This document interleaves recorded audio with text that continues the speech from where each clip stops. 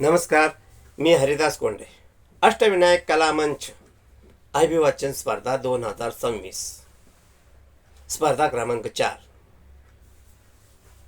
मी अभिवाचन करत आहे शेतकऱ्यांचा असूड. महात्मा ज्योतिराव फुले. संपादन गंगाधर बनबरे.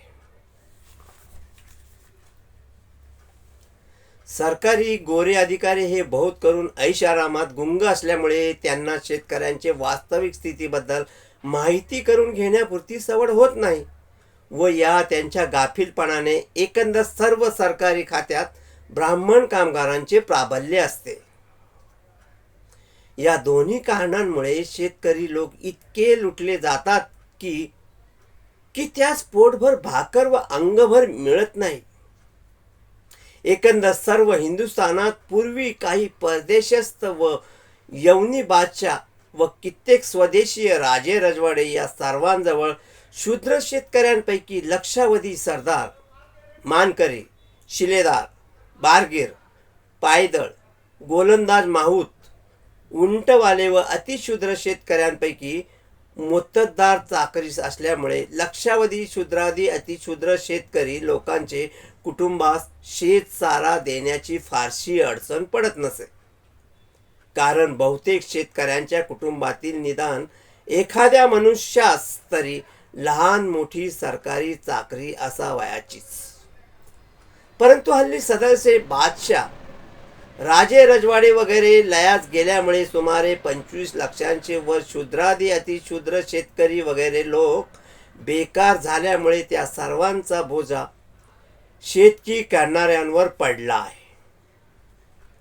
आमच्या जहामर्द इंग्रज सरकारच्या कारस्थानाने एकंदर सर्व हिंदुस्थानात हमेशा लियांचे धुमाळ्यात मनुष्य प्राण्यांचा वध होण्याचे बंद पडल्यामुळे चहूकडे शांतता झाली खरी, परंतु या देशात स्वाऱ्या शिकारी बंद पडल्यामुळे एकंदर सर्व लोकांचे शौर्य व जहामर्दी लयात जाऊन राजे रजवाडे भागूबायासारखे दिवसा सोवळे नेसून देवपूजा करण्याचे नादात गुंग होऊन रात्री निरर्थक उत्पत्ती वाढवण्याचे छंदात लंपट झाल्यामुळे येथील चघळखाने सुमारी मात्र फार वाढली. यामुळे सर्व शेतकऱ्यांमध्ये भावविषय इतके वाढले की कित्येकांस 8-8, 10-10 पाभारींचे पेऱ्यावर गुजारा करावा लागतो असा प्रसंग गुजरला आहे.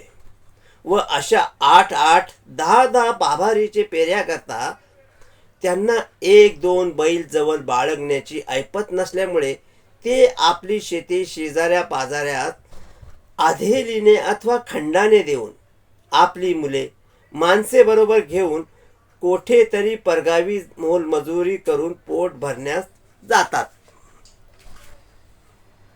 पूर्वी ज्या शेतकऱ्यांजवळ फारच थोडी शेती असत व ज्याचा आपल्या शेतीवर निर्वाह होत नसे ते आसपासचे डोंगराजवळील दऱ्याखोऱ्यातील जंगलातून उंबर, जांभूळ वगैरे झाडांची फळे खाऊन व पळस, मोहा इत्यादी झाडांचे फुले, पाने आणि जंगलातून तोडून आणलेल्या लाकूड फाट्या विकून पेट्टी पासोडी पुरता पैसा जमा करीत व गावचे गावरानाचे भिंतीवर आपल्याजवळ 1-2 गाया व 2-4 शेरड्या पाळून त्यांच्यावर जेमतेम गुजारा करून मोठ्या आनंदाने आपापल्या गावीच राहत असत.